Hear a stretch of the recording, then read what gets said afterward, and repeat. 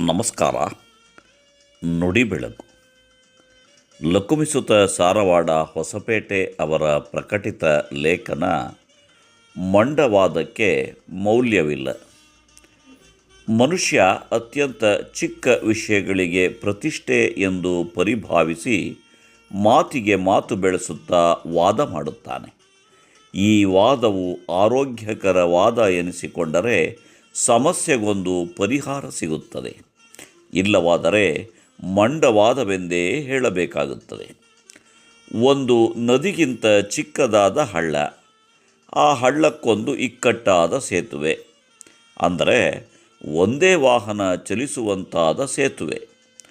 ಒಂದು ಬದಿಯಿಂದ ಒಂದು ಕಾರು ಸೇತುವೆಯನ್ನು ಪ್ರವೇಶಿಸುತ್ತಿದ್ದಂತೆ ಎದುರಿನಿಂದ ಮತ್ತೊಂದು ಕಾರು ಬರುವುದನ್ನು ಕಂಡು ಡ್ರೈವರ್ ತನ್ನ ಕಾರಿನ ಹೆಡ್ಲೈಟ್ ಆನ್ ಮಾಡಿ ಮುನ್ನಡೆದ.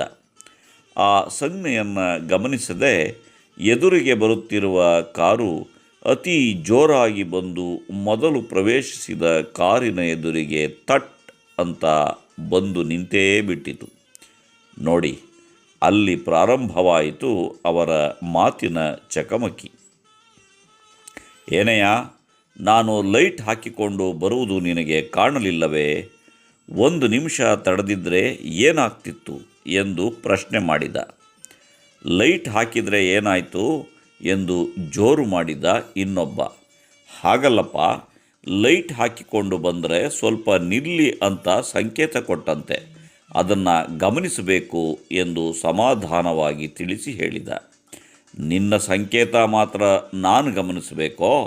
ಹಾಗಾದರೆ ನಾನು ಸಂಕೇತ ಕೊಟ್ಟಿರುವೆ, ನೀನೇಕೆ ಗಮನಿಸಲಿಲ್ಲ ಎಂದು ಮಾತಿಗೆ ಮಾತು ಬೆಳೆಸಿದ ಎದುರು ಬಂದ ಕಾರು ಚಾಲಕ.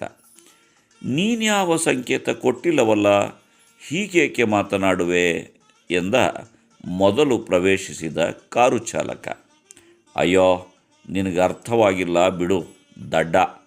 ನೀನು ಲೈಟ್ ಹಾಕಿದ್ದನ್ನು ಗಮನಿಸಿ ನಾನು ನನ್ನ ಸಂಕೇತದಿಂದಲೇ ಉತ್ತರಿಸಿದ್ನಲ್ಲ, ಗೊತ್ತಾಗಲಿಲ್ವೇ ಅಂದ. ಏನಪ್ಪ ಉತ್ತರಿಸಿದೆ ಎಂದಾಗ, ಏ ಪೆದ್ದ, ನಿನ್ನ ಲೈಟ್ ನೋಡಿಯೇ ನಾನು ನನ್ನ ಕಾರ ಮುಂಭಾಗದ 2 ವೈಪರ್ ಆನ್ ಮಾಡಿದ್ದೆ. ಇದರ ಅರ್ಥ ಆಗೋದಿಲ್ಲ ಮತ್ತು ನಿಲ್ಲೋದಿಲ್ಲ ಎಂಬ ಸಂಕೇತ. ಗೊತ್ತಾಯ್ತಾ?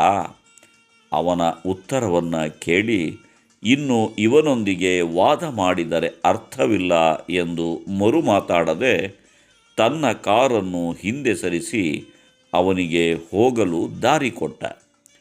ವಾದ ವಿವಾದದ ಘಟನೆಗಳು ಸಂಸಾರ, ಗೆಳೆತನ, ವ್ಯಾಪಾರ, ವ್ಯವಹಾರ, ಆಸ್ತಿಕ ನಾಸ್ತಿಕ ಜೀವನದ ಪ್ರತಿಯೊಂದು ಸಂದರ್ಭದಲ್ಲೂ ಘಟಿಸುವ ಸಾಧ್ಯತೆ ಇರುತ್ತದೆ.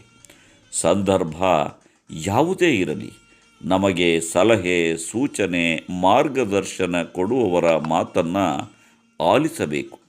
ಅದು ನಿಜವಾಗಿಯೂ ನಮಗೆ ಹಿತವೋ ಅಹಿತವೋ ಒಮ್ಮೆಲೆ ದುಡುಕಿನ ತೀರ್ಮಾನಕ್ಕೆ ಬರಬಾರದು.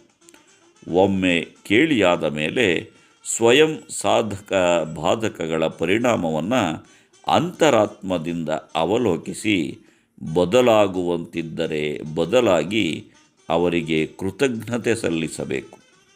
ಇಲ್ಲವಾದಲ್ಲಿ ಅವರನ್ನು ದ್ವೇಷಿಸದೆ ಮೌನವಾಗಿರುವುದು ಲೇಸು. ಒಂದು ವೇಳೆ ನಾವೇ ಇನ್ನೊಬ್ಬರಿಗೆ ಸಲಹೆ ಕೊಡುವುದಾದಲ್ಲಿ ಎದುರಿಗಿನವರ ಸಮಸ್ಯೆ ನಮ್ಮ ಸಮಸ್ಯೆ ಎಂದುಕೊಂಡು ಪ್ರಾಮಾಣಿಕ ಮಾರ್ಗದರ್ಶನ ಮಾಡಬೇಕು. ಒಂದು ವೇಳೆ ಎದುರಿಗಿನ ವ್ಯಕ್ತಿ ಕೇಳದೆ ವ್ಯರ್ಥ ವಾದ ಮಾಡಿದರೆ ನಾವೇ ಮೌನವಾಗಿ 1 ಹೆಜ್ಜೆ ಹಿಂದೆ ಸರಿಯುವುದು ಯೋಗ್ಯವಲ್ಲವೇ? ಮಂಡವಾದಕ್ಕಿಳಿದರೆ ಮೌಲ್ಯ ಕಳೆದುಕೊಂಡಂತೆ ಅಲ್ಲವೇ? ನಮಸ್ಕಾರ, ಧನ್ಯವಾದಗಳು.